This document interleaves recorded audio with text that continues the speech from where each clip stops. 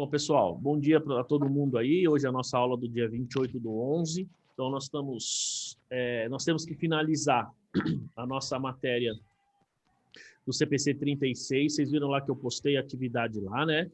Então, tem lá o CPC, falta um pedacinho do final 36, e depois a gente vai começar a ver o CPC do leasing, tá?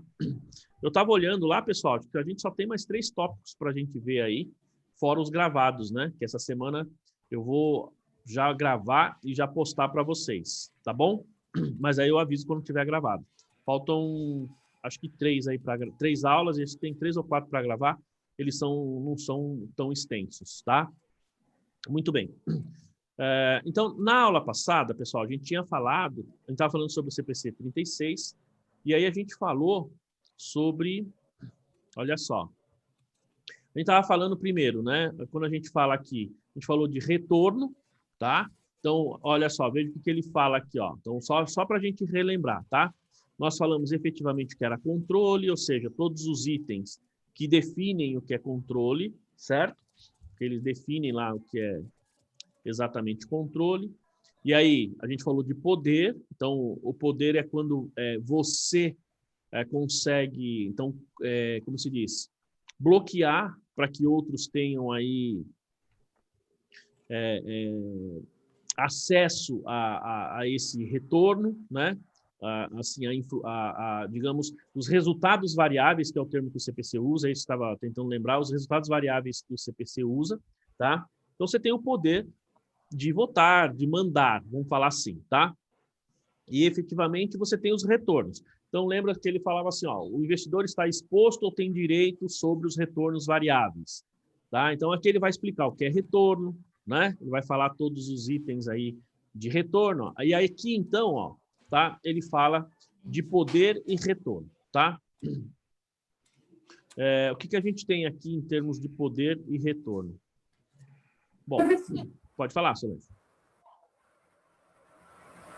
Esse CPC, que número que é? 36. A gente não estava falando do CPC 32? 32?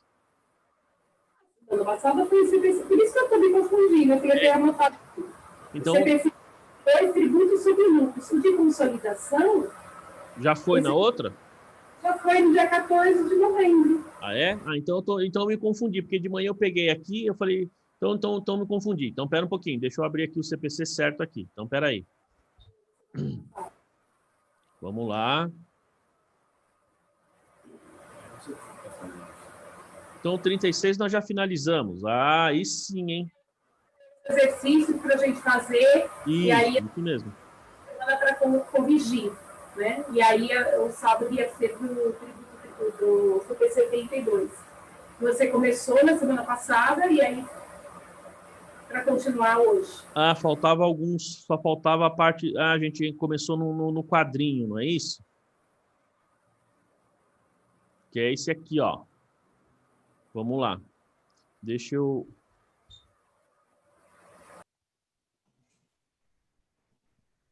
Deixa eu fazer uma coisa aqui que fica um pouquinho mais fácil para mim. Pera aí.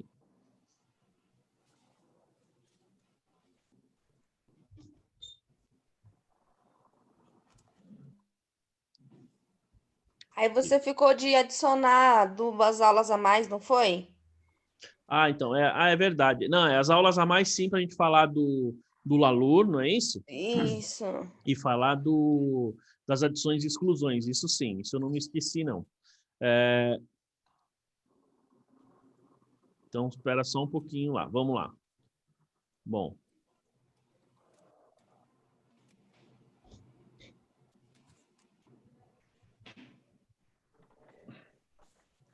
Oh, meu Deus. Estou ajustando aqui. Professor. Diga lá. Pode falar. Eu estou aqui no escritório hoje. Se eu precisar sair, de vez em quando, que eu estou aqui na sala do lado, que a gente está mudando de sala aqui, tá? Ah, entendi. Tá bom. Fica tranquilo.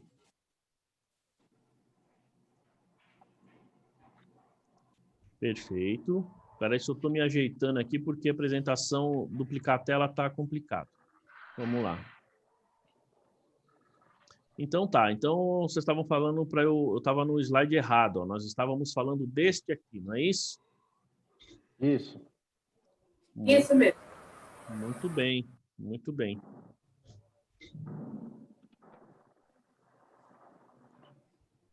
Muito bem, então tá. Pera aí, ô Luciano, o meu som tá falhando, pessoal? Para mim, não. Não? Vamos ver, pera aí.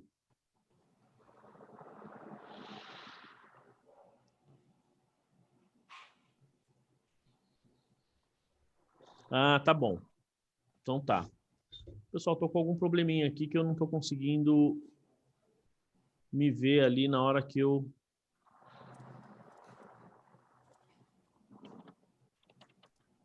Na hora que eu publico. Só um minutinho, pera aí. Tem alguma coisa estranha aqui.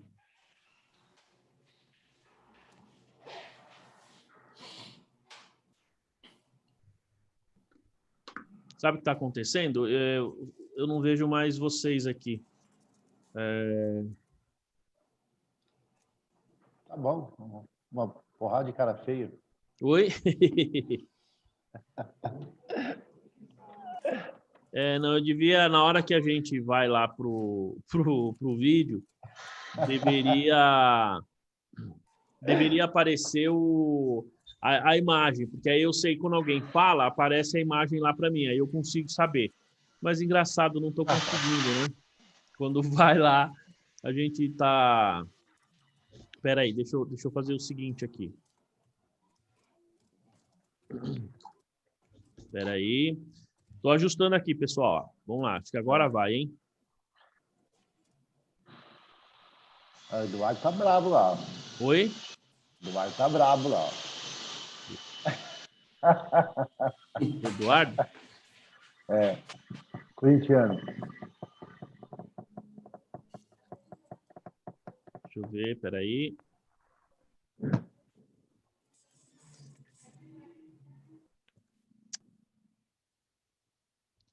Caramba, meu. Tô me atrapalhando aqui, hein?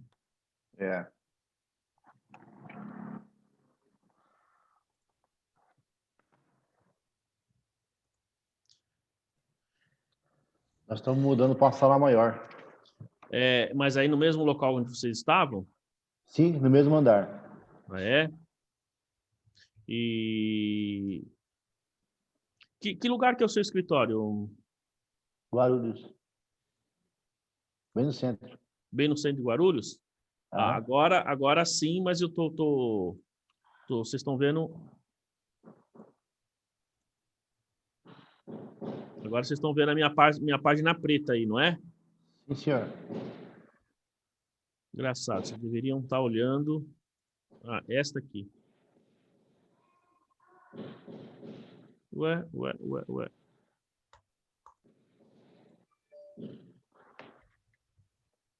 Puxa vida, tá difícil hoje, hein, pessoal?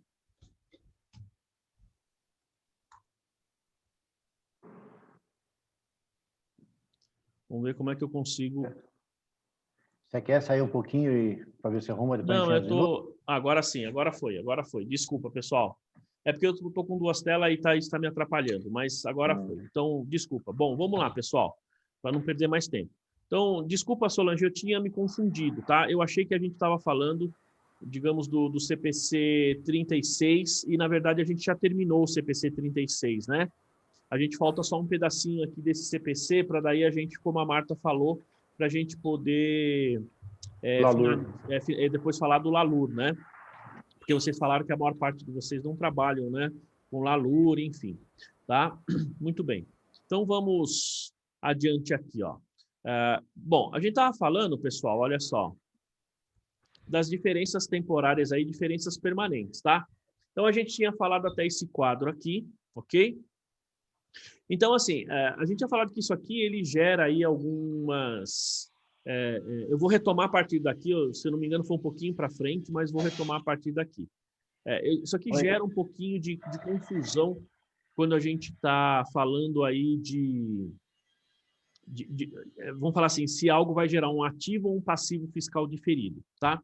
Quando a gente olha essa tabela, pessoal, né? Então a gente tem aqui, por exemplo, ativo, se a minha base contábil menos a minha base fiscal, você vai dar um valor positivo ou negativo, se você tem um ativo ou passivo, isso vai dar a diferença aqui e o que vai surgir, tá? Então, para a gente não se confundir muito, aqui a gente tem alguns exemplos, ó. Então, ó, voltando aqui, ó, você vê, ó, tem ativo, tá vendo? Ó, positivo, ele é tributável, que vai dar um passivo fiscal diferido, que é o primeiro exemplo ali, ó, tá? Então, cada um deles está entrando exatamente numa linha aqui, tá bom? Então, a gente tem assim, ó, vamos lá. Quando eu tenho a minha base contábil menor que a minha base fiscal, tá? Aí ele vai me dar, então, um valor positivo, isso vai me dar uma diferença temporária tributável, que surge, nesse caso, então, um passivo fiscal diferido, tá? Então, aqui a gente tem o seguinte exemplo, pessoal. Só me lembrando, a gente falou desses exemplos aqui, um por um, assim ou não? Não, eu acho que a gente não falou. Só parou naquela tabela grande, né? E era isso que eu estava mais ansiosa, porque eu tenho muita dificuldade para entender. Então tá, é o que eu imaginei mesmo. Então é o seguinte, essa linha, essas que nós estamos vendo aqui agora, cada linha dessa que a gente vê é uma linha da tabela, tá? E aqui a gente consegue dar mais exemplos e ficar um pouquinho mais claro os procedimentos para nós, tá? Então vamos lá, ó. Então quando a gente tem aqui, ó, então uma diferença temporárias e permanentes. Só uma coisinha antes, pessoal. É muito importante que assim tenha ficado claro para todo mundo o que é uma diferença temporária e o que é uma diferença permanente. Isso faz diferença, tá? Vocês entenderam bem na semana passada? Ficou claro isso? Ficou aí para todo mundo? Né? Para a Daiane lá também, né? Resolveu o problema lá, Daiane, essa semana? Você me mandou mensagem lá? Resolvi, professor. A possibilidade é possível. A gente vai fazer só uma explicativa só. Aí sim, perfeito. Você ganhou ponto lá, falou que você... Lógico, professor, com certeza. Obrigada, viu? É isso aí, né? Muito bem. Então, vamos lá. Então, aqui a gente tem a abertura aqui das diferenças, tá? Então, vejam, ó. Então, quando a gente tem uma base contábil menos a nossa base fiscal, isso vai dar para a gente o que? Se for um ativo, vai dar uma diferença temporária tributável, tá? E aí surge, então, um passivo fiscal diferido. Por quê? Aqui ele tem um exemplo, ó. Gasto mantido no balanço patrimonial e considerado dedutível de imediato para fins fiscais. Bom, que gasto que a gente tem no balanço e é considerado de imediato para fins fiscais? Vamos imaginar que você tenha, sei lá, uma despesa, tá? Que você pegou essa despesa e lançou ela como ativo, por uma questão de competência, por exemplo, tá?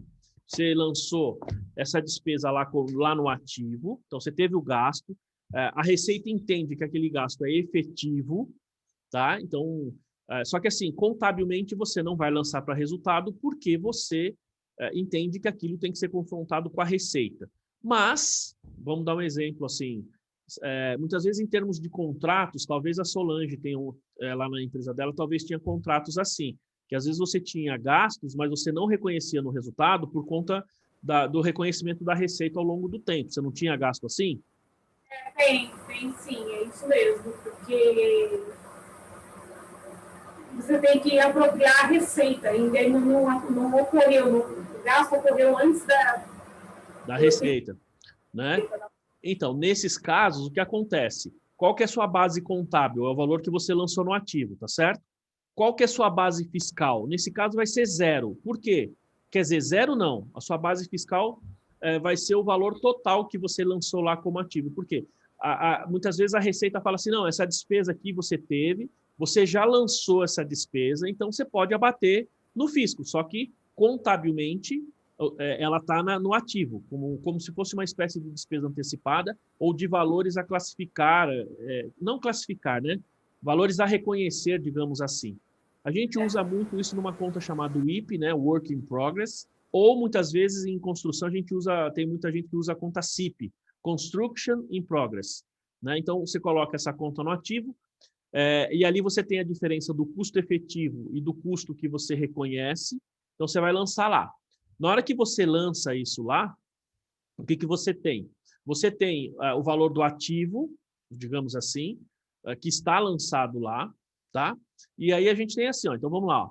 Nós teríamos, ó, nossa base contábil menos a base fiscal seria um valor positivo. Por que menos a nossa base fiscal? A base fiscal aqui poderia ser, a gente pode considerar como, digamos, zero, porque você tem um valor contábil, mas fiscalmente ele está sendo 100% apropriado lá, né? Então, o ativo fiscalmente é como se fosse zero, porque fiscalmente você não tem aquele ativo. Fiscalmente você já lançou como despesa. Então, você teria uma base contábil menos a sua base fiscal, ele seria positivo, né? Então, eu falo assim, ó, o gasto mantido no balanço e considerado dedutível de imediato para fins fiscais. E por que ele, então, ele vai gerar uma diferença temporária tributável?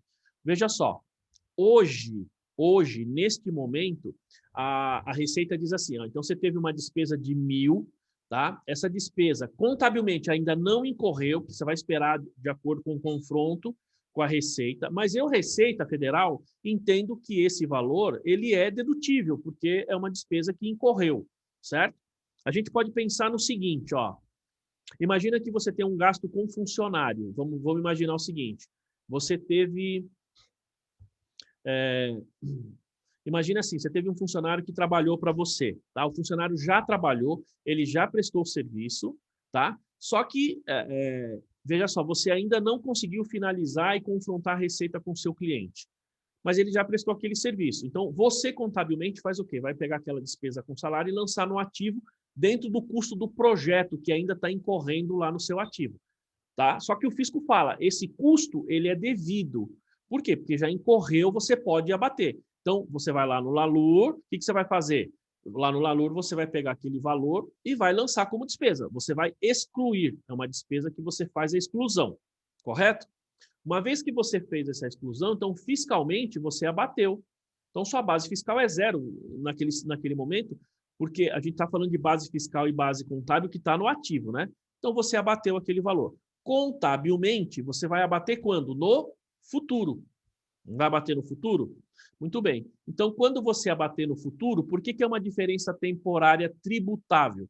Porque contabilmente você lança como despesa, certo? Só que você vai ter que adicionar. Então, hoje, você não tem a despesa, mas tem o benefício do imposto, certo? No período futuro, então, ó, quando a gente olha essa tabela, Solange, todo mundo, essa tabela, essas diferenças temporárias aqui, a gente está olhando lá no futuro. Então, no futuro, você vai ter uma despesa que você vai mandar para resultado, mas só que fiscalmente a base dela vai ser nula. Por quê? Porque ela já foi apropriada, ela já foi reconhecida como despesa. Consequentemente, você vai ter que tributar. E o tributar aqui, na verdade, você vai tirar da base do seu imposto. Então, essa despesa lá na frente, você adiciona. Eu excluo agora e adiciono no futuro. Tá claro? Essa reforma fiscal que eles vivem prometendo deveria vir logo e acabar com isso daí. Isso é entender. Muito difícil. Eu que faço isso, você está explicando, mas eu fico mentalizando, aí eu me perco. Mesmo sabendo fazer isso, eu me perco na hora de usar os termos. Então, Solange, mas eu vou falar, ó, mesmo com a reforma fiscal, eu acho que isso não deve acontecer. Eu também acho, mas deveria deslocar a apuração dos impostos da contabilidade. Tem um movimento gigante para fazer isso. Porque no mundo todo é separado, não tem nada a ver. E no Brasil, por uma questão de inércia, né, dos políticos, de todos, né, porque não interessa para ninguém, né? Deveria deslocar, porque a pessoa que faz contabilidade não tem que entender de imposto, senão o que faz? E a pessoa fiscal tem que entender de contabilidade. Muito difícil. Então, você vê, nos Estados Unidos isso é um pouco mais simples. Você pega, por exemplo, durante a campanha eleitoral aí, vocês ouviram bastante alguns problemas lá com o Trump, falando que ele está enrolado aí com tributos, não sei o quê. Ele gastou mais com o corte de cabelo e tratamento de cabelo do que efetivamente pagar imposto nos Estados Unidos. Eles fazem, assim, eles sempre comparam, né, os presidentes, e os presidentes pagavam milhões não, mas pagavam milhares de dólares aí de imposto, ao longo de 10 anos, e ao longo de 10 anos o Trump pagou só $700. Ou seja, para um presidente isso é nada, pelo nível de rendimento dele. Aí acontece o seguinte, que eu participo de um grupo de professores aqui no WhatsApp, e aí surgiu essa discussão outro dia lá, né? Quando estava na eleição, surgiu essa discussão. E tem um professor aqui, que ele é brasileiro, eu acho que ele era da USP de São Carlos, se não me engano, acho que é isso. E ele mora lá, ele dá aula lá nos Estados Unidos, o professor Jorge Scarpim, né? Ele dá aula nos Estados Unidos. Ele dá aula na graduação nos Estados Unidos, mas é um cara muito bom, a gente percebe pelas colocações que ele faz lá no grupo, conhece muito. E ele falou que lá, na hora de apurar o imposto de renda, você tem alguma, assim, é muito mais simples, é muito mais fácil, né? Você faz a apuração do imposto, não precisa ficar fazendo LALUR, nada disso, você faz, e o que você gastou no seu negócio é dedutível. Se você comprova que aquilo você gastou para o seu trabalho, é dedutível. Então, aí os caras começaram a questionar, mas o Trump colocou o cabelo. Ele falou, olha, mas ele trabalha na televisão. Você tem que pensar que ele fazer o cabelo dele, arrumar o cabelo dele, fazer maquiagem, faz parte. É isso que ele está alegando. E se a gente for pensar bem, vocês concordam que faz parte? Né? Eu aparecer todo bonito. No início a gente não estava falando, Edu, aqui, a questão de ter a câmera. Eu perguntei da minha imagem aqui no vídeo para vocês se a imagem está boa, se ela está muito desfocada. Semana passada o César aí falou, não, tá, como é que chama, César? Você falou que estava muito ruim a imagem e tal, né? Veja. E assim, então, olha só, o Ricardo está falando, eu vi isso, ele falou que as empresas deram prejuízo, exato. Né? Por quê? Porque todo o gasto que ele tem que está relacionado com o negócio dele, ele simplesmente vai lá e abate do imposto de renda. E se você tiver condição de fazer isso, perfeito. Né? Você simplesmente vai lá e vai abater. Aqui no Brasil, pessoal, a Receita ela só entende assim. É claro que tem uma diferença de cultura, tá? Tem uma diferença. Por isso que nós temos esse sistema tão complexo no Brasil. A gente tem que levar isso em consideração pelo seguinte. Quando você tem digamos assim, uma população que sempre quer levar vantagem, em tudo quer levar vantagem, tá? Por mais que as pessoas digam que não, mas brasileiro quer levar vantagem em tudo. Não é só brasileiro, latino de forma geral, tá? Latino de forma geral é assim, mas o brasileiro é uma coisa impressionante, né? Eu lembro que um professor amigo meu falou assim, poxa, os caras na FIFA são corruptos, tá? Mas quando eles chegaram aqui no Brasil, eles viram que eles eram amadores. Né? Quando teve a Copa do Mundo aqui no Brasil, a FIFA viu que ela era amadora em termos de corrupção, só para vocês terem uma ideia, né?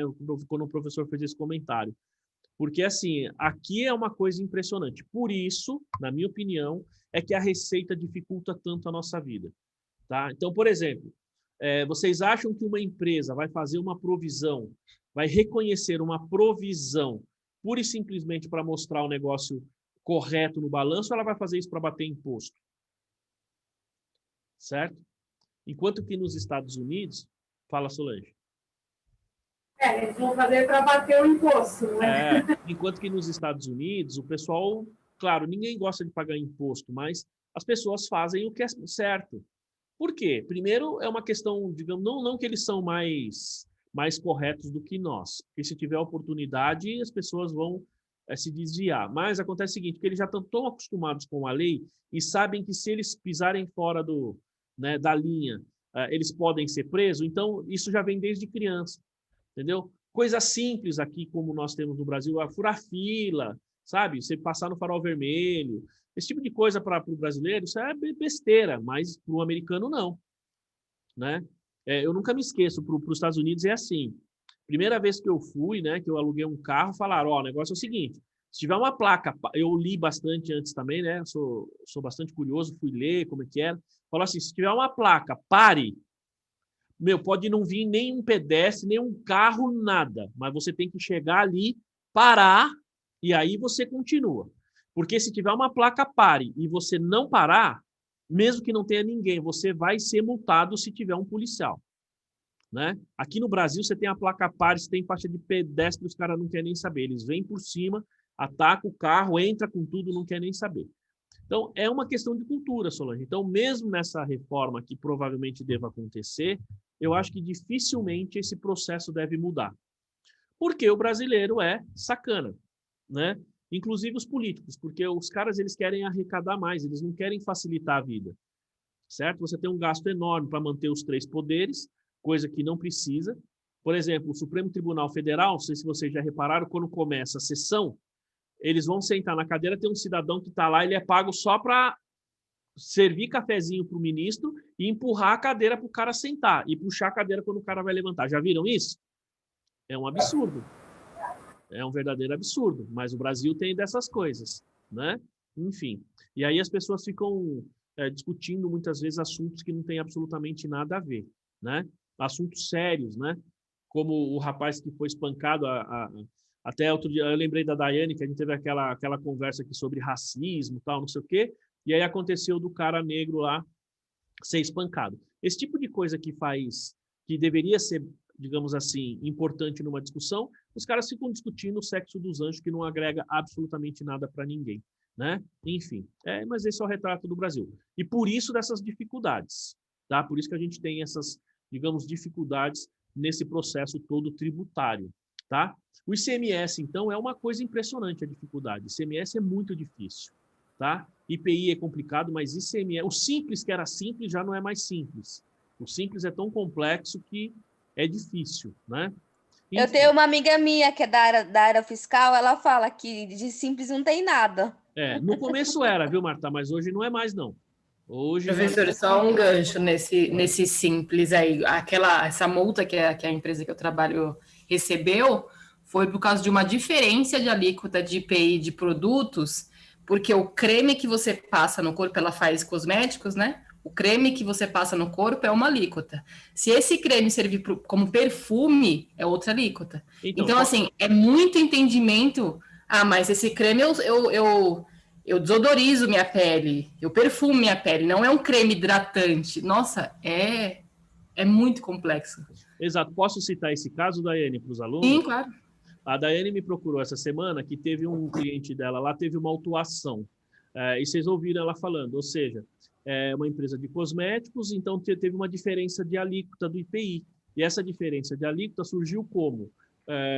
Porque eles pagaram por uma alíquota, porque tem um entendimento de como é aquele produto, e aí provavelmente deve ter sido fiscalizado pela Receita Federal, e eles entenderam que é outra alíquota. E você vê, uma coisa é você passar um creme no corpo, que ele vai, como é que você falou, Daiane? Que ele vai simplesmente hidratar. O outro vai desodorizar. Vai perfumar, exatamente. São outras alíquotas. E quem classificou esse produto foi a Natura. Foi uma empresa grande.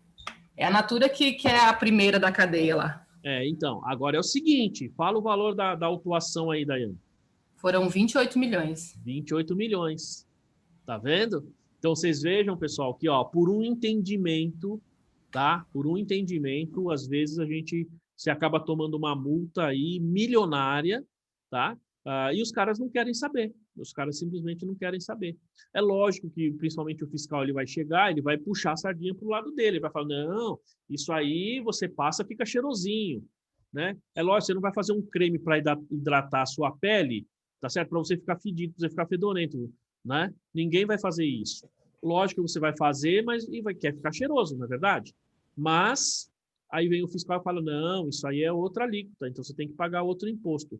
É um problema bastante sério.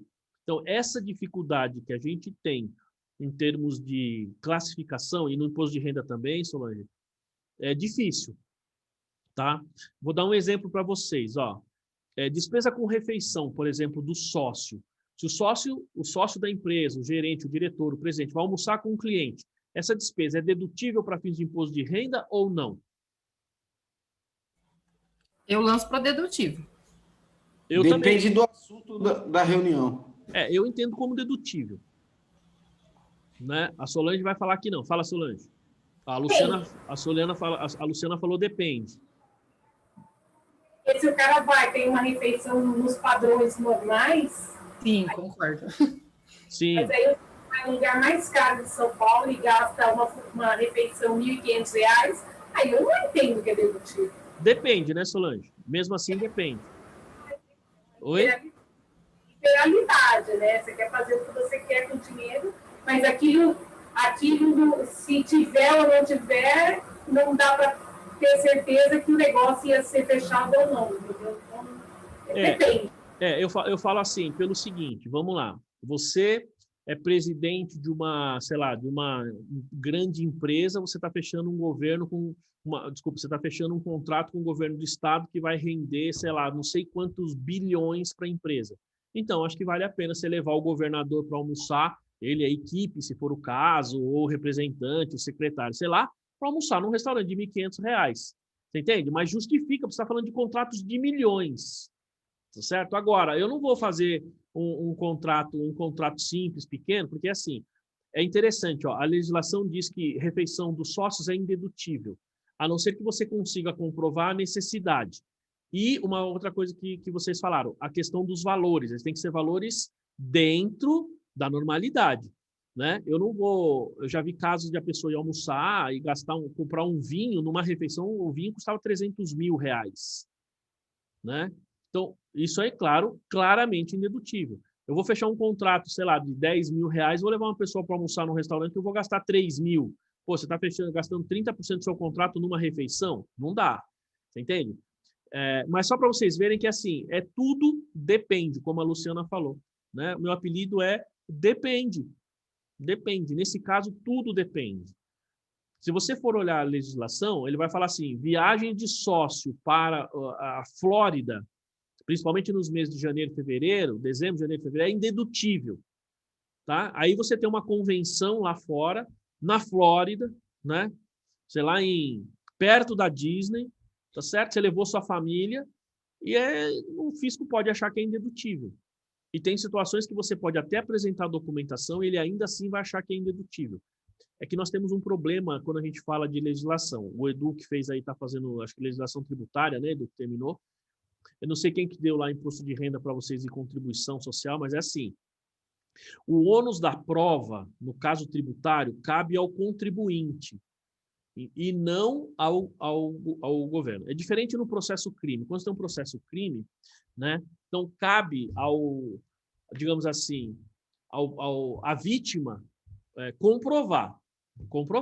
Vocês viram o caso daquela influencer lá, aquela menina que trabalha da internet lá, esqueci o nome dela, lá, acho que foi em Santa Catarina. Ela alegou que foi estuprada pelo empresário, teve uma discussão enorme, né? Parece que ela foi maltratada na audiência, pelo menos isso foi o que saiu. Eu não vi a audiência, então não posso afirmar. Mas, assim, a gente viu que ela perdeu o processo. Vocês viram esse caso aí? Esse foi semana passada, retrasada aí, né? E por que ela perdeu? Simplesmente porque acontece isso que a gente está falando aqui. Ou seja, não estou julgando se está certo ou está errado, tá, pessoal? Mas, assim, ela alegou que foi estuprada pelo empresário, só que ela não conseguiu provar. O que tinha na documentação, no processo, não comprovava, por isso que ela perdeu. Vejam que, nesse caso, funciona assim, ó, processo crime, processo de civil, né, processo de injúria, de racismo, de homofobia, essas coisas, cabe ao réu comprovar. Então, por exemplo, no caso daquela influência, ela teve que comprovar que ela foi estuprada, e não o oposto. Pelo que eu li, só tenho notícia da internet, da mídia, ela não conseguiu nos autos comprovar o que tenha sido, digamos, estuprado. Bom, enfim, o fato é que ela não conseguiu comprovar. No caso do imposto é assim, pega o caso da Daiane, o fiscal chega lá e fala assim, ó, você está errado na alíquota, você tem que me pagar 30 milhões. De quem tem que comprovar? O fiscal fala isso. É a mesma coisa a multa de trânsito. Esses caras têm fé pública, né? O cara chega para você e fala, você tomou uma multa porque estava com excesso de velocidade. Cabe a nós comprovarmos que não. E é fácil, pessoal, isso daí? Não é fácil, tá? Porque Já tomei uma multa onde eu nem estava e eu aleguei tudo. Eu estava dentro da pós, coloquei o cartão da entrada assinado, coloquei tudo. Foi negado. Daiane, me multaram. Em São Paulo, eu não sei se é no Brasil, assim, eu vi uma vez aí que as pessoas que julgam lá, eles se gabam, eles ficam felizes de não aceitar nenhum recurso. Eles não aceitam nenhum, não adianta. Se você eles nem leram, meu. Não, eles se gabam de reprovar os recursos. O meu marido também. Meu marido tomou uma multa por causa do negócio do farol, né? Do carro. E aí ele tava com cinto e o cara ainda aplicou a multa que ele tava sem cinto. Então, aqui às Ele vezes... ficou louco. Ele Então, ficou louco. e o pior é que assim, você não tem como recorrer. Quer dizer, Eu você nunca nem tinha passado no local. Então, você tem como recorrer, você recorre, mas você ganha. Não. Eu vi um caso há um tempo atrás que o cara tomou uma multa porque ele estava sem, ele estava sem o capacete. É mole? Só que o cara estava de carro. O cara não estava de moto, ele estava de carro. Ele estava no carro dele dirigindo e tomou uma multa por estar sem capacete. E o cara recorreu e perdeu. Você entende? É o que eu estou falando. Então, não tem como. É muito difícil. Multa, então, mas esse caso, veja só, esses caras têm fé pública. Então, ele fala, você está errado. Cabe a nós comprovarmos que não. Esse é o ruim. Entendeu, Solange? Então, quando a gente pega esses casos aqui, pessoal, do CPC 32 aqui, esses casos de processos fiscais, é difícil. Tá? Não é um negócio tão simples, porque cabe a nós fazermos o entendimento. Eu vou ser sincero, então, para nós que estamos em escritórios, em contabilidade, muitas vezes, a gente tem que tomar muito cuidado com a indicação, a orientação que a gente dá para o cliente, porque às vezes você dá uma indicação errada, principalmente classificação fiscal, esse tipo de coisa.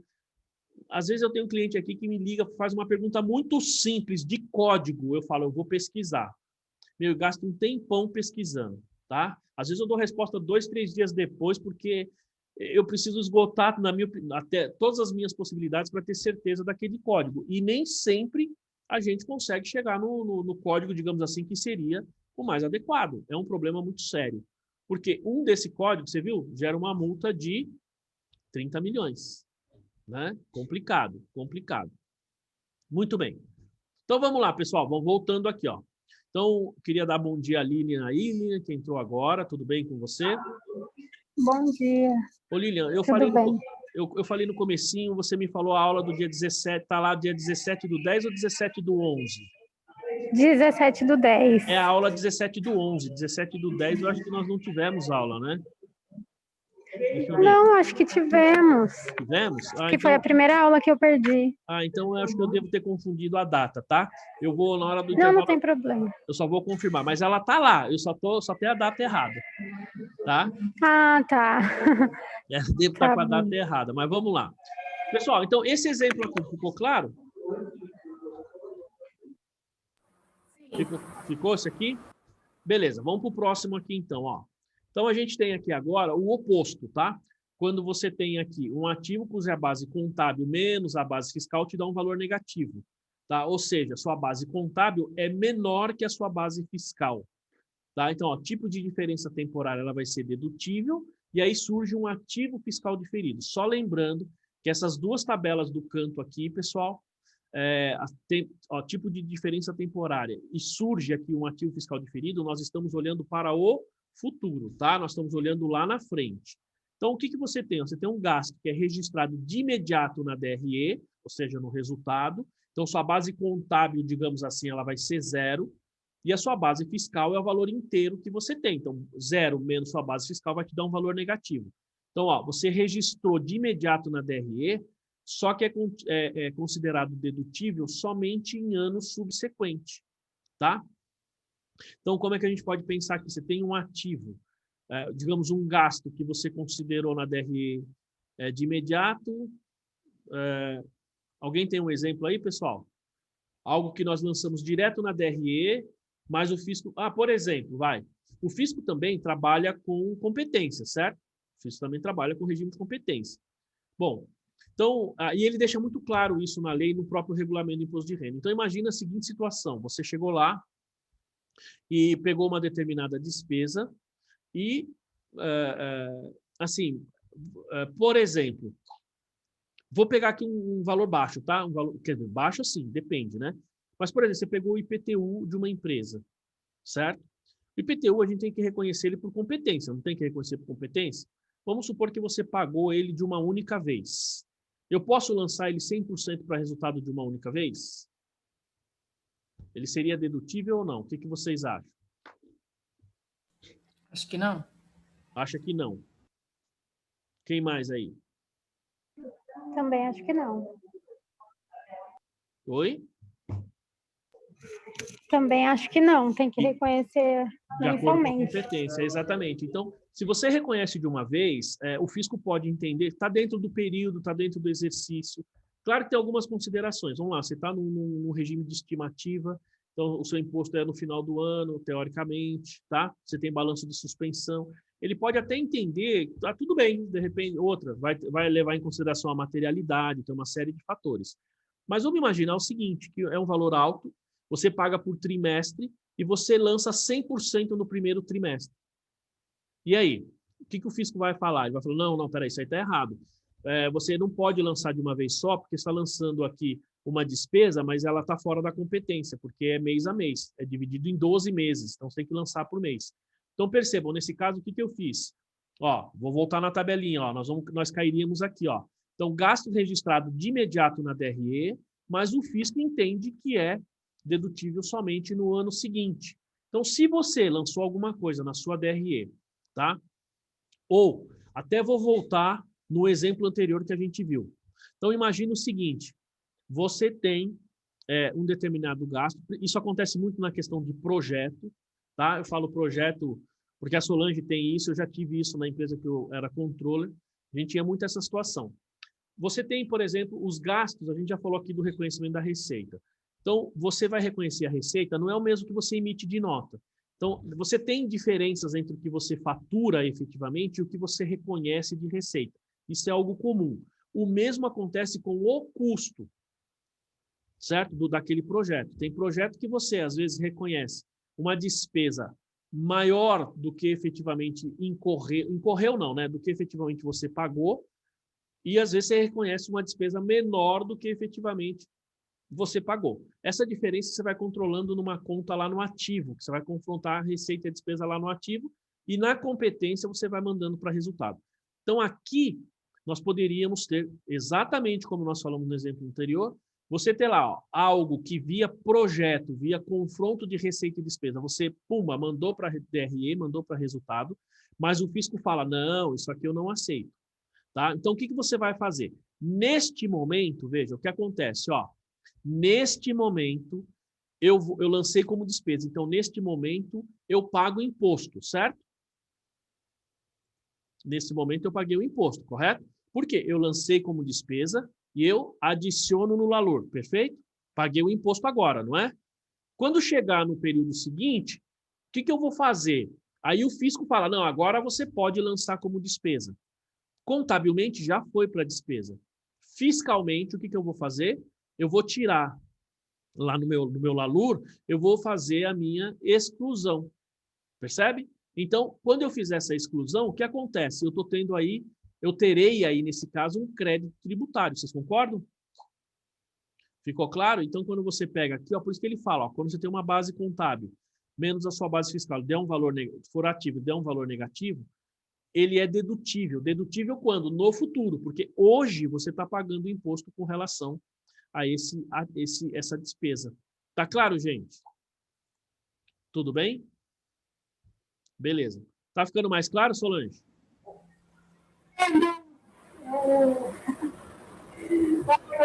Eu me perco. Mas não, eu não me perco.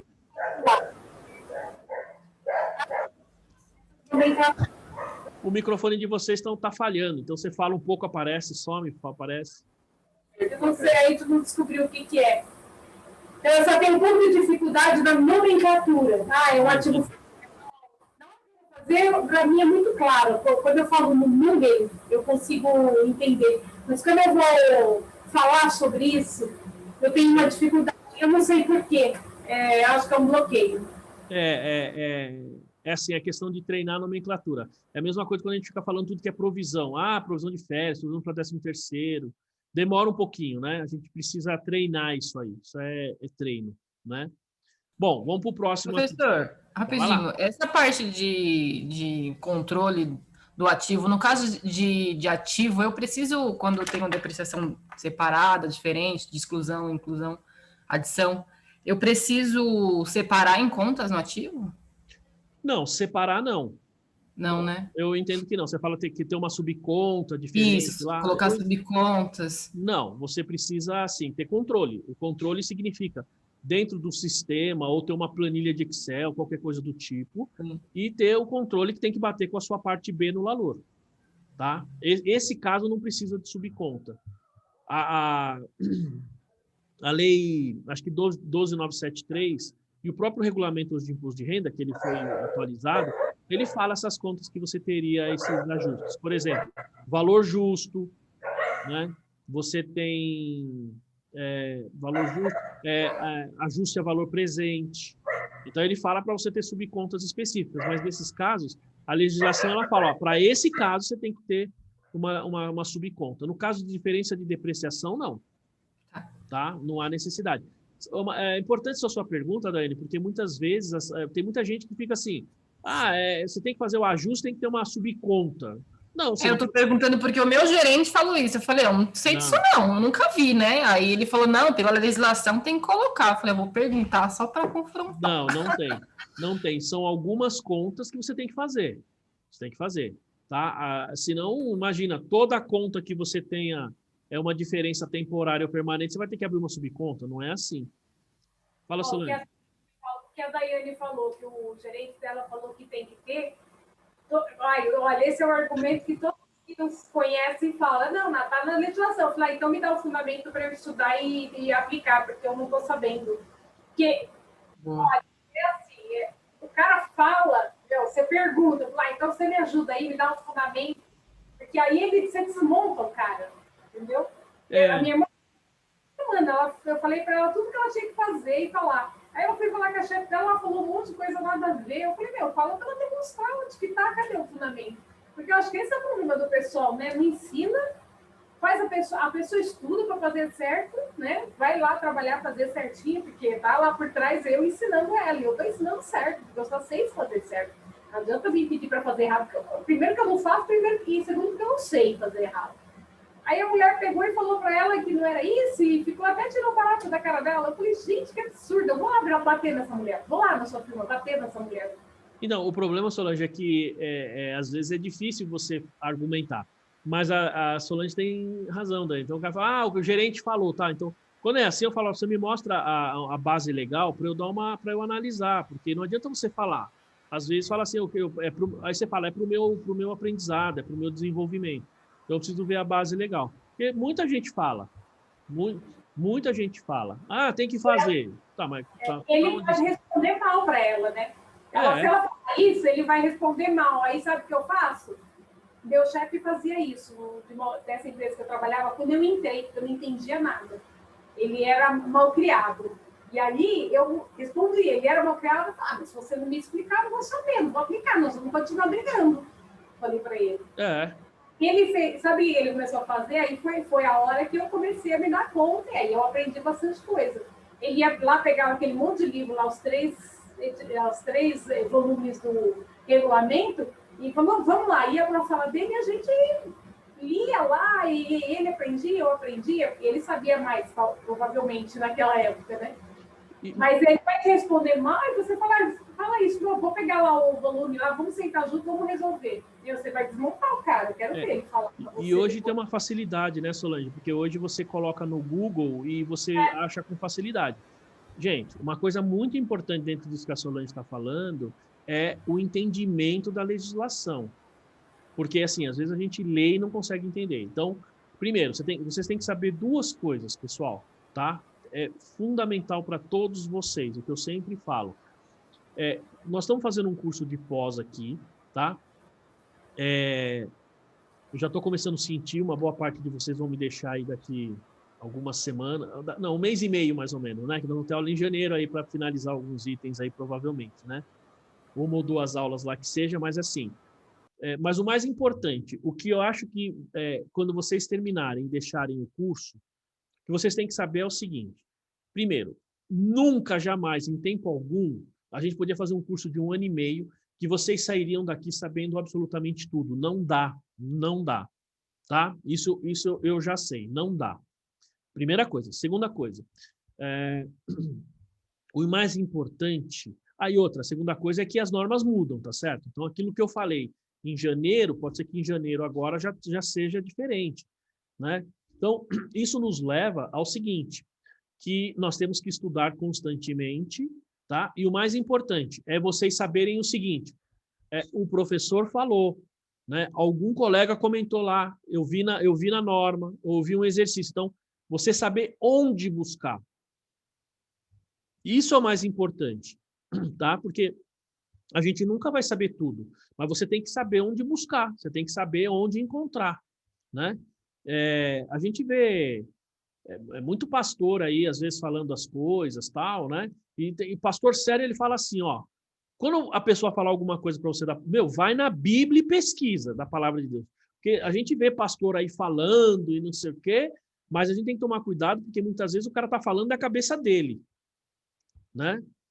Não tem aquela frase, né, que todo mundo fala assim, não, porque Deus, ele não busca os capacitados, ele capacita os escolhidos. Não é isso, Edu? Tá na palavra isso aí, não tá? Não está na palavra. Isso aí foi Einstein que falou. Isso não está na palavra, isso não está na Bíblia. Sabia disso? Isso é uma frase de Einstein. Tá? Agora, como que a gente sabe isso? Você tem que pesquisar. Então, como é que a gente sabe? Para a gente não falar besteira. Né? Lógico que eu também concordo com isso, com a frase, mas não está na Bíblia. A mesma coisa nas normas, a mesma coisa no regulamento. Então, daí o cara fala assim, tal, tem que ter, está na base legal. Então, quando você vai na base legal, eu sou muito chato às vezes, porque as pessoas fazem umas perguntas, minha esposa às vezes fica até brava comigo, né? Que ela fala uma coisa, eu falo, mas peraí, isso é uma coisa, né? Não, mas não, peraí, isso é outra coisa, tá certo? E às vezes a gente tem alguma posição, vou dar um exemplo, a Daiane talvez possa ficar brava comigo. Nós tivemos o caso do rapaz que morreu lá no Rio Grande do Sul, não foi? Então, às vezes eu me questiono, ele morreu porque ele agiu mal, de nenhuma forma justifica, tá? De nenhuma forma justifica o que aconteceu. Mas é assim, ou ele morreu por racismo. Eu tenho minhas dúvidas, sou sincero. Lógico que o fato dele ser negro deve ter ajudado, isso não tenho dúvida, né? Eu não tenho dúvida, mas assim, quando a gente tem uma posição desse tipo, muitas vezes as pessoas falam assim, puxa, não, você é isso, Não, é uma questão de ter a coisa certa. Sabe por quê, gente, eu falo isso? Porque às vezes isso, quando vai para a justiça, aí depois o cara vai ser absolvido, e aí tem que ser de acordo com o que está na lei. Infelizmente, um caso desse não interessa se é racismo ou não. O cara tem que ir para a cadeia e não sair mais, certo? Mas a gente tem que separar. Por exemplo, no caso, estou falando racismo porque a gente discutiu no outro dia lá, né?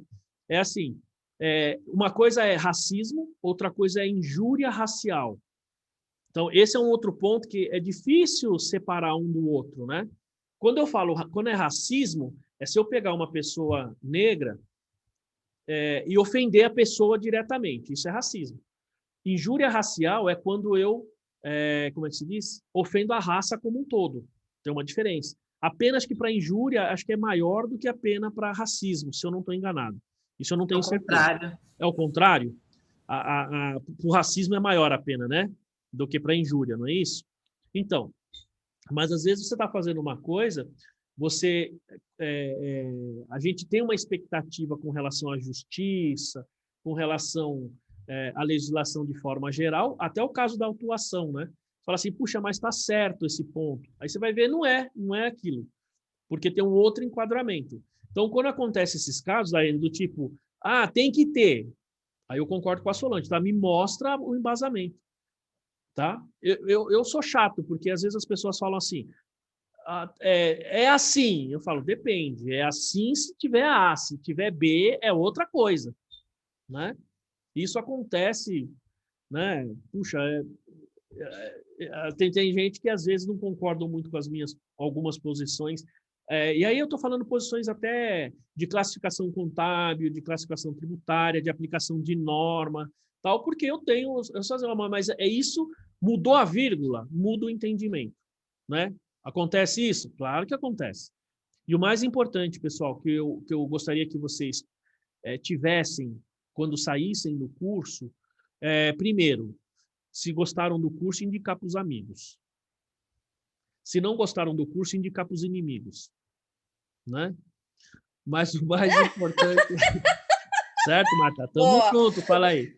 Não é? Curti. Tem que ser assim, tá? Né? Gostou, indica Mas pro amigo. eu vou querer fazer o outro, hein, De professor? controladoria, eu já tô fechando, tá, Marta? Tô fechando. Pode me pôr lá, porque eu não quero parar de estudar, não. Já quero Tamo continuar junto, tamo aí. junto.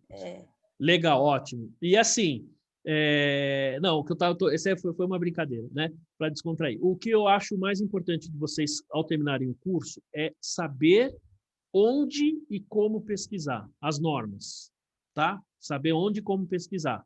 Gente, eu não sei tudo, ninguém aqui sabe tudo e ninguém vai sair daqui sabendo tudo. Mas se vocês saírem daqui e falar assim, puxa, ó, peraí, que nesse caso da Daiane lá, o cara falou, tem que ter conta. Ó, eu não vi, você tem que me mostrar na legislação.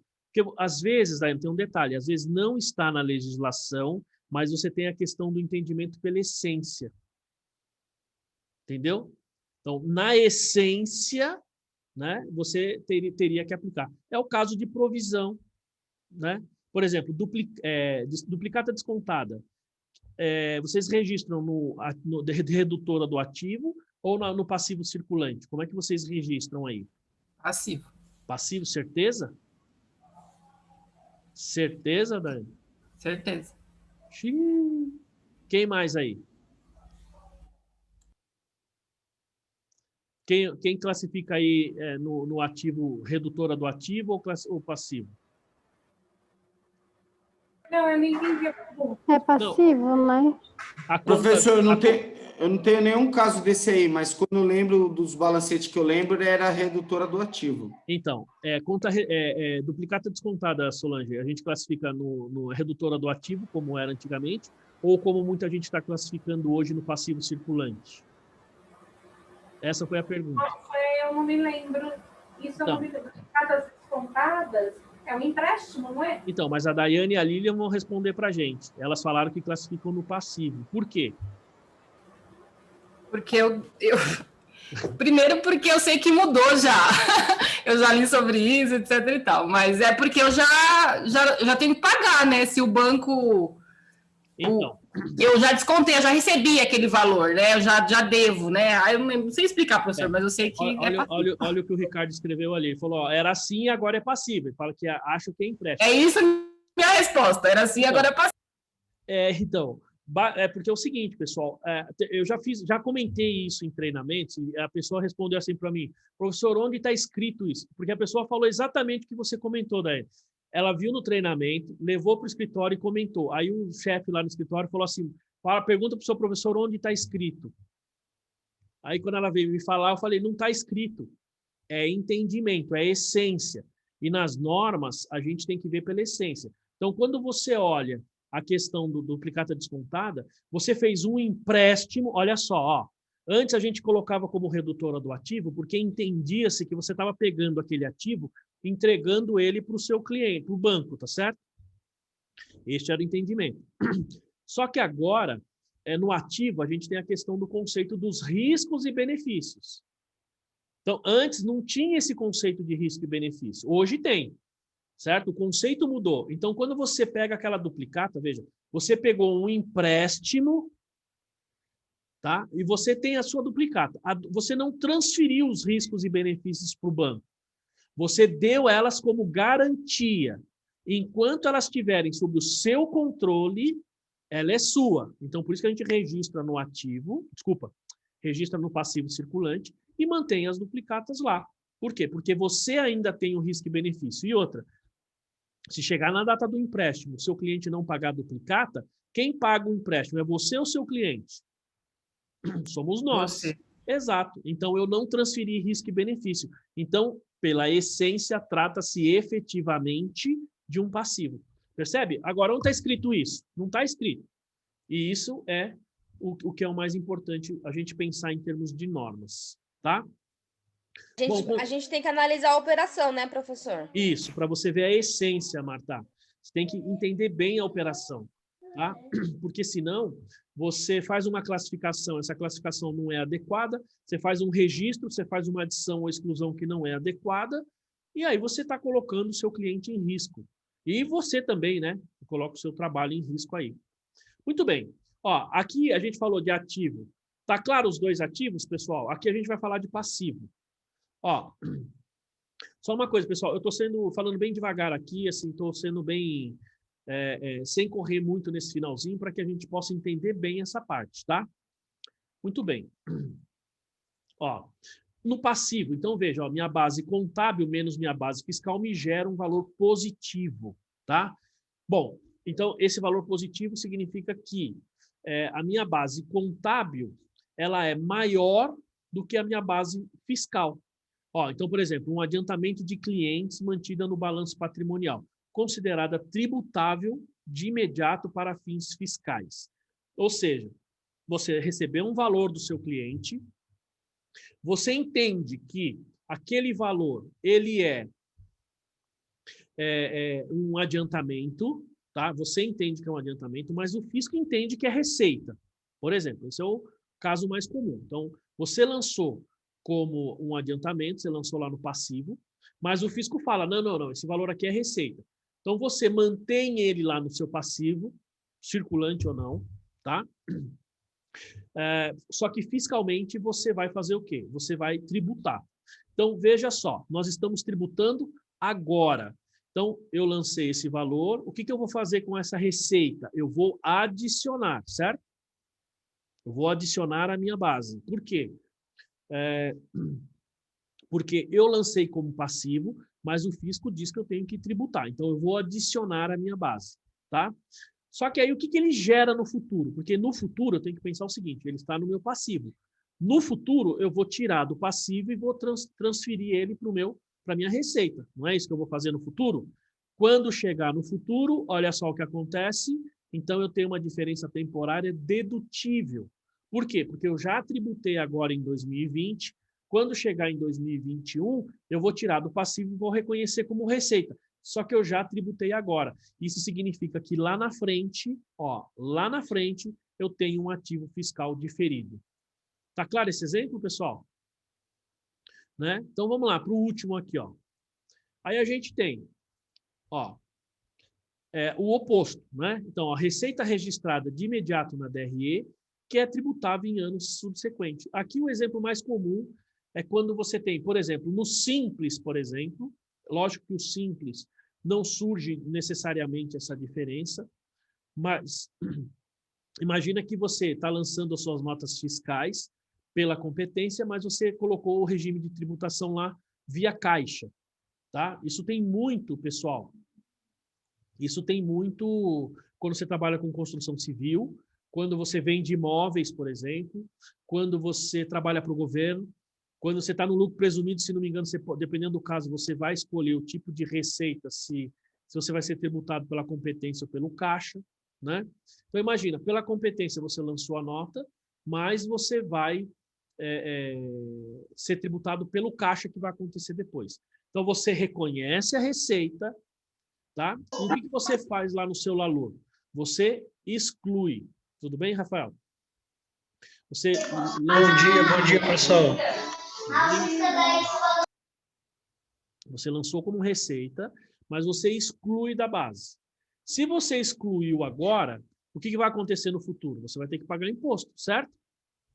Por quê? Porque lá no futuro, você vai ter, então, que reconhecer aí fiscalmente essa receita e pagar esse imposto. E aí ele surge, então, o passivo fiscal diferido, por isso uma diferença temporária tributável. Tá claro, pessoal? Fechou? Beleza. Daqui para frente... Fala, Solange. O saldo de prejuízos fiscais acumulados, ele é um ativo fiscal diferido, então, né? Isso. Ele seria um ativo fiscal diferido. Deixa eu só ver uma coisinha aqui. Eu não lembro se a gente já falou dele ou não. Deixa eu ver aqui. Acho que no final ele fala aqui, ó, prejuízo fiscal. Tá vendo? A gente vai falar melhor dele um pouquinho na frente aqui. Tá? Bom, então aqui, ó, pode ver que aqui, pessoal, ele dá alguns exemplos. Na verdade, esses exemplos que a gente viu, a gente pode até passar, porque aqui ele está só reforçando alguns casos desses que eu falei. Ó, então, ele fala, algumas diferenças temporárias surgem quando se inclui a receita ou a despesa no resultado em um período que não é aquele que você está fechando fiscalmente, vamos falar assim. Então, ela entra 2020 na sua contabilidade, mas 2021 fiscal ou vice-versa, tá? Então, a gente tem alguns tipos, ó, diferença de depreciação, tá? Que pode ser uma diferença temporária tributável ou dedutível, depende se a depreciação vai ser maior ou menor. A gente tem, aqui ele fala, ó, ele continua no caso da depreciação, a receita, que também pode ser maior ou menor. Às vezes eu posso ter uma receita que eu devo reconhecer um valor maior do que o fisco, e às vezes eu reconheço um valor menor do que o fisco exige naquele momento, e depois, mais para frente, eu tenho que reverter isso. Então, veja que isso pode gerar tanto uma adição quanto uma exclusão, tá? Tem mais exemplos aqui, ó. Depois, ganho de capital, a mesma coisa. Então, quando você tem um ganho de capital, você vai lançar na contabilidade num período, mas ele permite, muitas vezes, ser tributado pelo recebimento. Então, veja que você tem essa diferença. Aqui ele vai dar exemplos que são o contrário. Ó, exemplos de diferença temporária que são dedutíveis. Ó, provisão para garantia de produto, tá? Provisão para gasto. Pode reparar, pessoal, que aqui ele só vai falar de provisão, basicamente. Por que ele fala uma diferença temporária dedutível? Porque ela vai ser dedutível quando? Hoje ou no futuro? No futuro. Porque hoje é indedutível. É isso que às vezes confunde. Fala assim, uma provisão. Mas, pera, provisão é indedutível. É indedutível hoje. Porque quando você realizar essa provisão, ela vai ser dedutível. Então, por isso que o slide aqui, ó, tá? Ele está falando assim, ó. Então, é uma diferença temporária dedutível. Dedutível quando? Lá no futuro. Então, a provisão para garantia de produtos. Então, você reconhece a provisão. Tá? Base contábil é o valor da provisão, base fiscal zero. Por quê? Porque você não pode lançar provisão, o fisco não aceita, ainda não incorreu. Gasto com manutenção e reparo, tá? Ó, pode ver, ó, provisão para riscos fiscais e passivos contingentes. Então, por exemplo, se você tivesse que reconhecer, Daiane, essa provisão, como você falou lá, né? Só um detalhe, tá? A decisão para falar que aquilo digamos, possível ou provável, tem que vir do advogado. Foi ele quem falou isso aí, né? E, de preferência, você ter isso aí por escrito, tal, porque senão você vai lançar... Porque, assim, de qualquer forma, o fisco não aceita, tá? Se você pegasse esse valor e lançasse fizesse uma provisão, o fisco não ia aceitar. O fisco não ia aceitar de jeito nenhum. Por que ele não vai aceitar? Porque para ele ainda não realizou. Então, ele cai justamente nesses pontos que a gente está falando aqui, ó. Nenhuma provisão ele aceita. Ó, provisão contabilizada acima do limite da legislação fiscal, tá? Então, essa provisão que você lança acima é porque você reconheceu uma perda agora. Mas para o fisco só vai ser aceita essa perda quando for efetiva, né? Enquanto a perda não for efetiva, então você não tem perda, digamos assim, né? Ó, provisão para perda permanente em investimentos, receitas tributadas, né? São os exemplos que a gente deu aí, tá? Tudo bem, pessoal, até aí? Agora a gente entra nos finalmentes aqui, que a gente entra, então, no que a Solange tinha perguntado, que é o caso dos prejuízos fiscais. Ó, o ativo fiscal diferido, então, ele deve estar registrado no balanço patrimonial com relação a prejuízos fiscais. Então, Solange, ó, a primeira coisa, né, falando para a Solange, mas para todos, evidentemente, a sua empresa tem prejuízo fiscal. Isso é um ativo fiscal diferido ou um passivo fiscal diferido? Ou nenhum dos dois? Eu entendo que é um ativo. Perfeito. Na prática, é um ativo. Tá? Só que eu vou dizer para você, depende. Depende, porque se você não tem expectativa de receita tributável, você... receita... expectativa de lucro, né? Desculpa. Expectativa de lucro tributável, você não pode fazer o reconhecimento desse ativo fiscal diferido. Exato. Então, o que a gente pode resumir em termos desse item que ele fala aqui, a questão do prejuízo fiscal. Então, se você tem prejuízo fiscal, então por isso que eu falo que muitas vezes essa norma aqui, ela não se aplica para lucro presumido ou simples, porque você não vai ter essa situação lá no lucro presumido ou no simples. Né? No presumido ou no simples, você não tem prejuízo fiscal. certo? Porque dentro da presunção ou da alíquota do caso do simples, já está previsto essas possíveis e prováveis diferenças. O fisco já fez essa análise, tá? Então, quando você está no lucro real, sim, aí você tem. Agora, eu já passei por um caso que nós tínhamos, acho que 5, 10, 15, acho que era entre 5 e 15, eu não me lembro muito bem, milhões de prejuízo fiscal. Só que isso não estava reconhecido no ativo, né? E foi em 2009, 2010, as normas estavam começando a ser aplicadas, nem toda empresa estava aplicando ainda. Embora nós tivéssemos auditoria, nós não éramos capital aberto aqui no Brasil. E o diretor financeiro, ele era um diretor que tinha vindo da Coca-Cola e ele conhecia bem as normas internacionais. Ele falou assim, não, vamos pegar isso aí e criar um ativo. Lógico, ele como diretor financeiro, ele queria mostrar para a Inglaterra, que era a nossa sede, queria mostrar uma situação bem confortável, né? Poxa, temos um ativo, melhorou a situação. E não. O gerente da Price, tivemos uma reunião, ele que nos auditava, ele falou, não vou aceitar isso. E na época eu ainda falei para o diretor, falei, precisa ter previsão de lucro. Aí o gerente da Price ainda falou assim, ele falou assim, fulano, o nome dele era Fernando, né? Ele é um chileno, ele voltou lá para o Chile já, ele falou assim, Fernando, se você me apresentar um fluxo de caixa válido, mostrando que você vai ter lucro nos próximos 2, 3, 4 anos, eu aceito que você reconheça esse ativo. Caso contrário, desculpa, eu não vou aceitar. Se você colocar, nós vamos ressalvar o seu balanço, o seu parecer, né? Então, não aceita, tá? Então, esse é o resumo que a gente tem em termos de prejuízos fiscais. Ele diz assim, ó, então, o ativo fiscal diferido tem que estar registrado no balanço patrimonial com relação a prejuízos fiscais. Ó, à medida que for provável que no futuro haverá lucro tributável suficiente para compensar esses prejuízos. Ó, prejuízos recorrentes constituem uma dúvida sobre a recuperabilidade do ativo fiscal. Se a sua empresa está tendo prejuízos constantes, então como é que você tem, digamos assim, esse ativo? O ativo, ele tem toda aquela definição e no final ele fala que vai gerar benefícios econômicos. Se você não tem previsão de receita, ou melhor, de lucro, né, você não tem como registrar esse prejuízo fiscal, tá?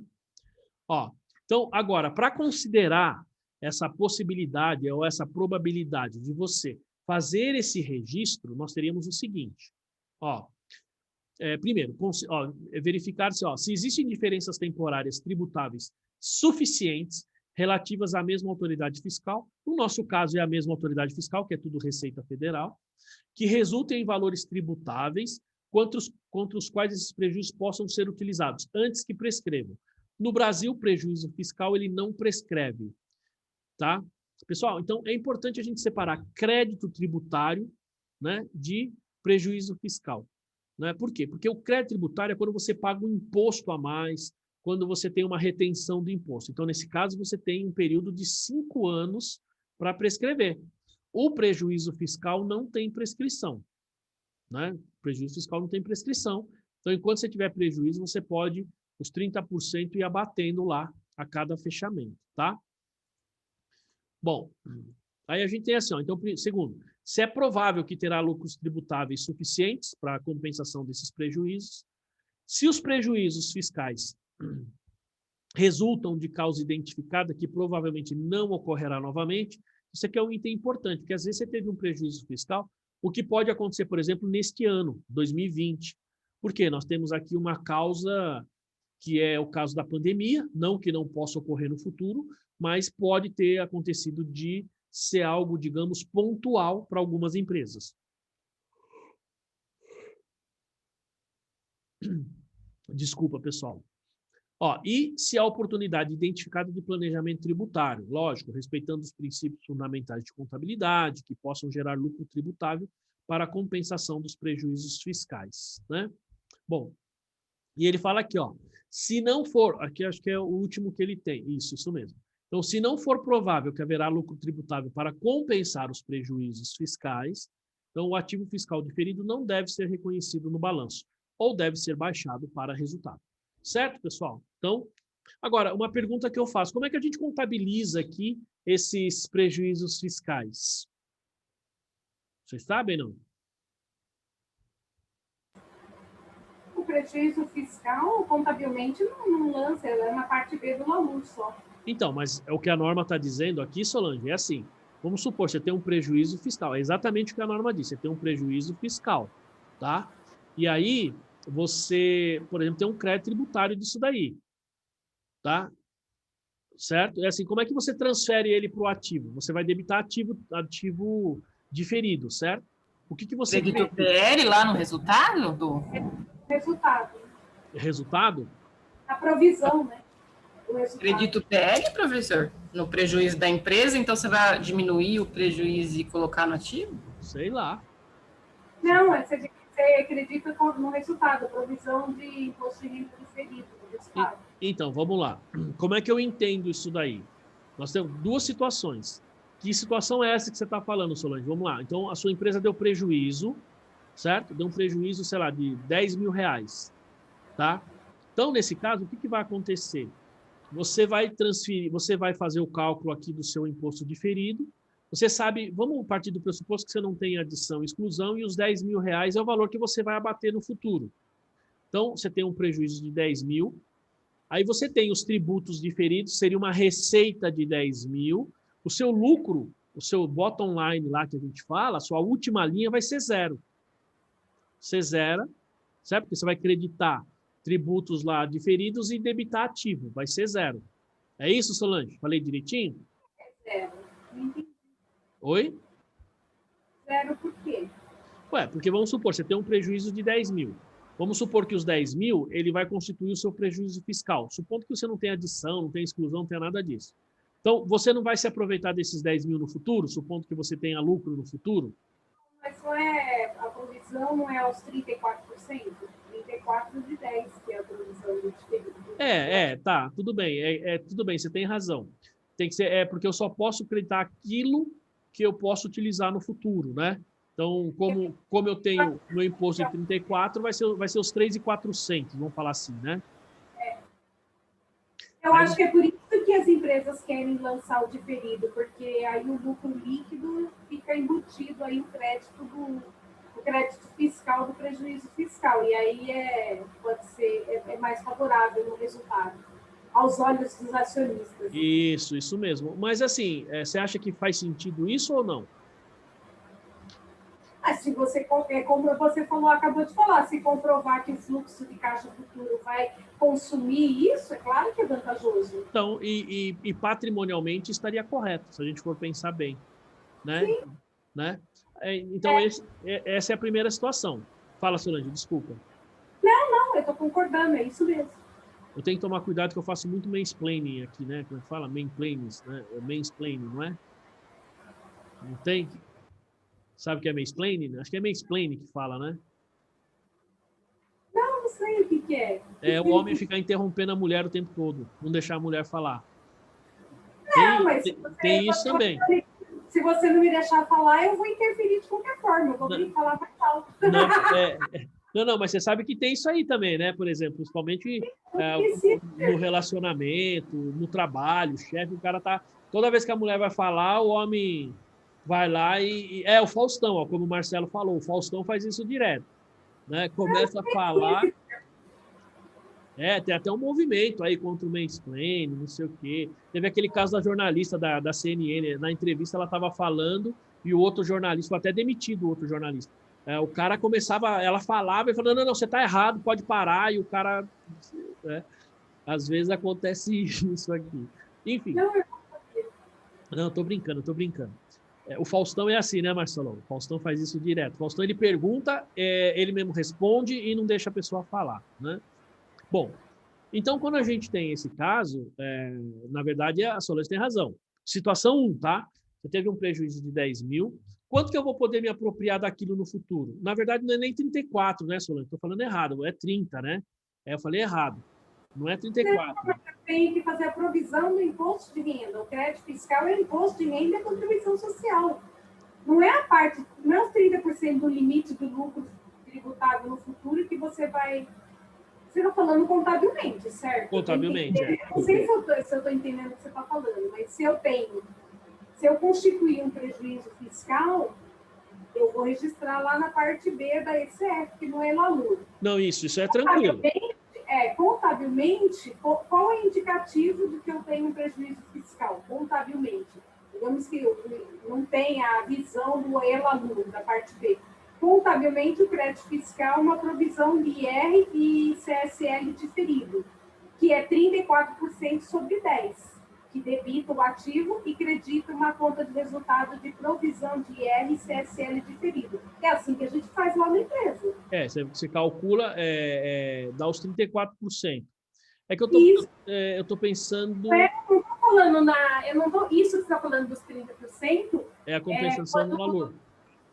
Quando eu vou compensar o limite de 30% do lucro tributável com o saldo do prejuízo fiscal acumulado que eu tenho de períodos anteriores. Mas não é isso que eu contabilizo no ativo diferido. Então, agora... Isso é 34% de impostos. Legal. Essa é a situação 1. Agora eu vou para a situação 2. E se você nunca fez essa contabilização e você tem esse prejuízo fiscal lá no seu talvez seja uma boa parte dos casos aí das pessoas. Você tem prejuízo fiscal já no LALUR, mas você nunca contabilizou. E aquela parte que está lá, contabiliza ou não? Que está lá onde? Lá na parte B? Vamos supor, você nunca contabilizou, você nunca aplicou o CPC 32 e você tem prejuízo fiscal lá no seu LALUR. E agora você tem previsão de lucro. Você faz a provisão, os 34% do saldo que você tem lá. Então, direto no resultado, na linha de diferido. Ou você mexe nisso lá no PL? Não, nunca mexi. Foi a pergunta da Daiane, não foi? Não, nunca mexi no PL, é sempre no resultado. Eu sei que isso sempre dá vários questionamentos com a auditoria. Você está falando no resultado porque você está falando do próprio período, né, Solange? Então, não, a gente está falando, que a gente sempre faz. Então, eu tenho um caso lá de uma empresa que ela não é operacional e que ela tem um prejuízo fiscal gigante, a gente não faz. E não aconteceu de reverter essa posição de não operacional para operacional, para eu questionar como que eu faço a provisão, como que eu reconheço o diferido nos prejuízos fiscais.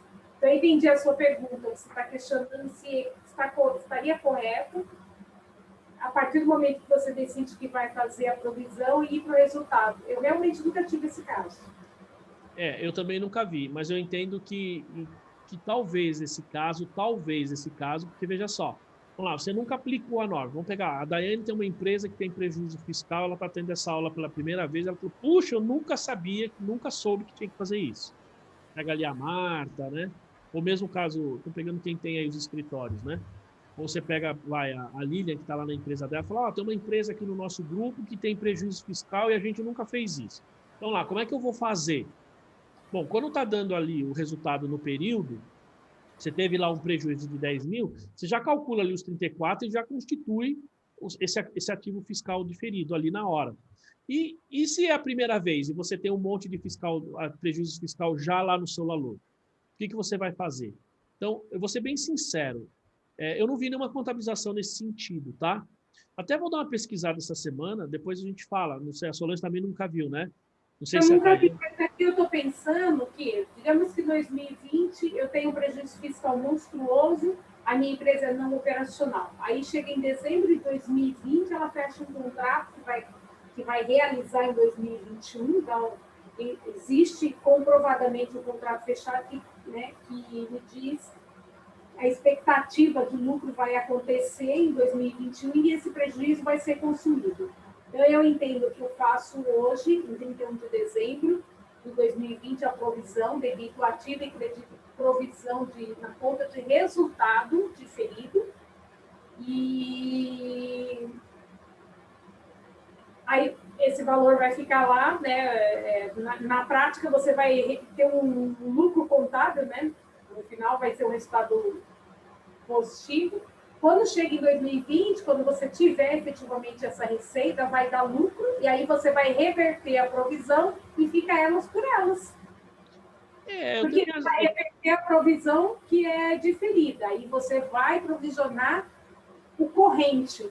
Sim, Então, sim. fica por elas. Isso pode gerar um pouco de... eu estou um pouco na dúvida, nesse caso. Eu não acho que a gente mexe no PL, não.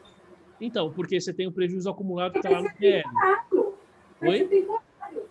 Essa movimentação ela é temporal, ela vai casar.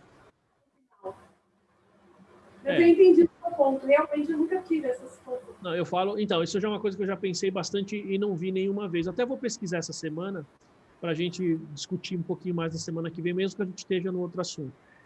Que é o seguinte, quando você faz esse lançamento, eu penso da seguinte maneira, esses valores, esses prejuízos fiscais, eles são de períodos anteriores, todos de períodos anteriores. Então, vamos supor, você tem lá um prejuízo fiscal milionário, que está lá no seu LALUR, e no próximo exercício você vai ter um lucro. Então, imagina eu reconhecer isso de uma vez. Então, esse ano 2020, eu vou ter um lucro enorme no meu balanço, sendo que aquele prejuízo fiscal é o acumulado de vários períodos anteriores. Entendi. Entendeu? Realmente nunca aconteceu. Então, talvez nesses casos, talvez valha a pena você considerar no PL. Até vou pesquisar, porque eu também, sinceramente, não vi nenhuma situação. E nunca vi ninguém questionando. Você entendeu, Daiane, as duas situações aí?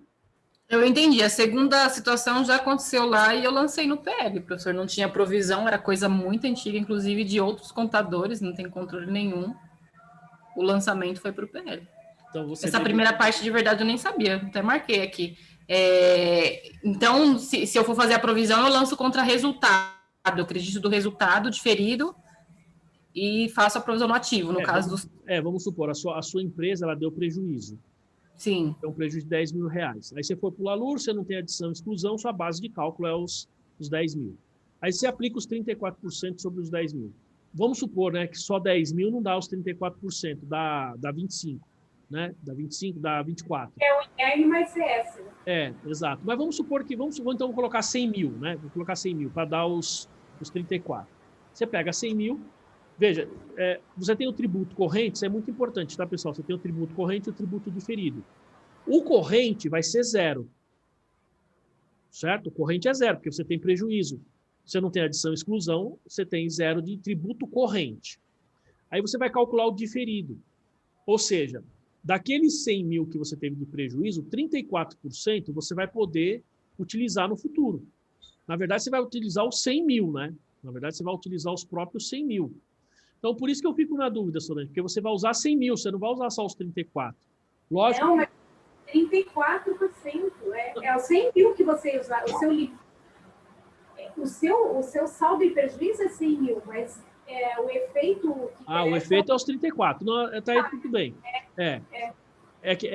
Então, o que fica na dúvida é o 100 mil, porque os 34, para mim, é tranquilo, é claro.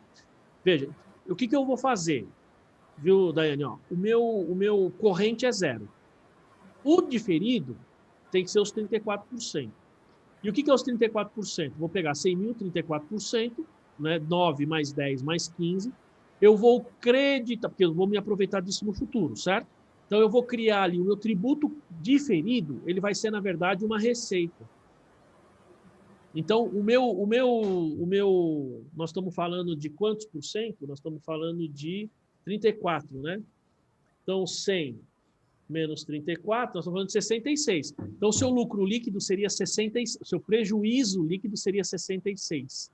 Porque eu credito tributo diferido lá no resultado, na linha de imposto de renda, credito e debito o meu ativo fiscal de longo prazo, ativo diferido. E aí você teria, como a Solange falou, na hora que você faz isso, digamos assim, para os acionistas é melhor porque ele vê um prejuízo menor, né? Vê um prejuízo de 66 e não um prejuízo de 100, né? Que faz todo sentido, porque esse valor você vai se aproveitar no futuro, dentro das características que a gente viu aqui. Você precisa fazer esse lançamento. O PL vai para o DRE, o 66 da RE vai transferir para o PL menor.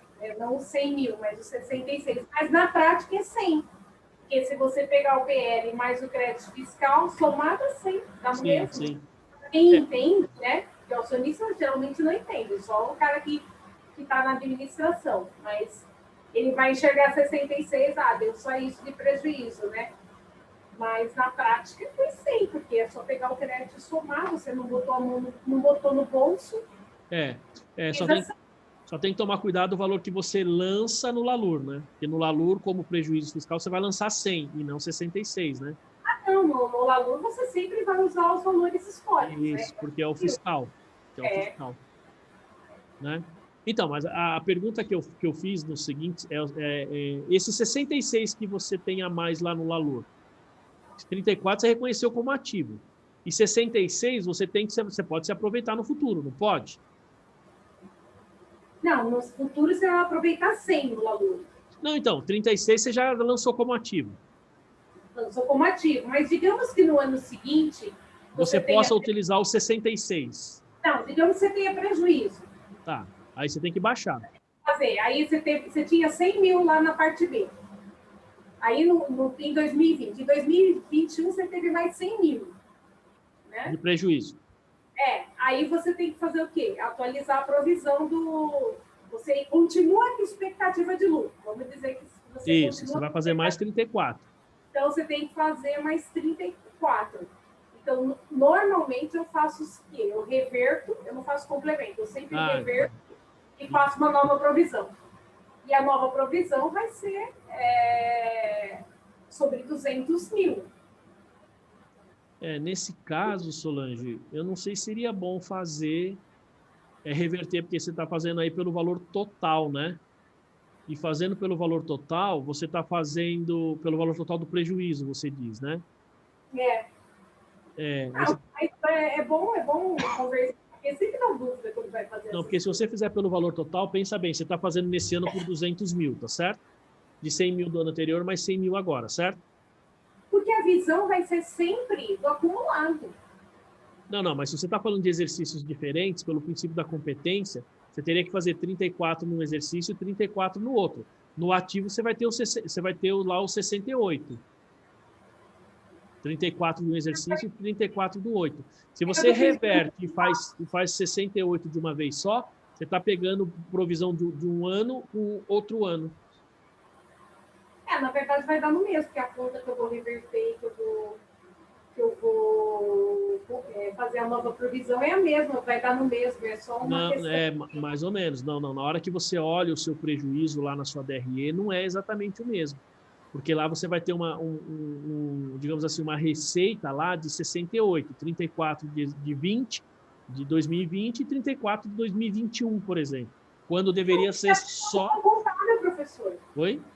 É a mesma conta contábil que eu uso no resultado. Não, eu sei, mas assim, se você está falando de 2 exercícios, de 2 anos diferentes, eu tenho que... a conta é assim, você está falando de resultado, certo? Então, eu tive um prejuízo de 100 mil, gerei uma receita de 34, que é um crédito fiscal que eu vou ter, porque você tem expectativa de lucro.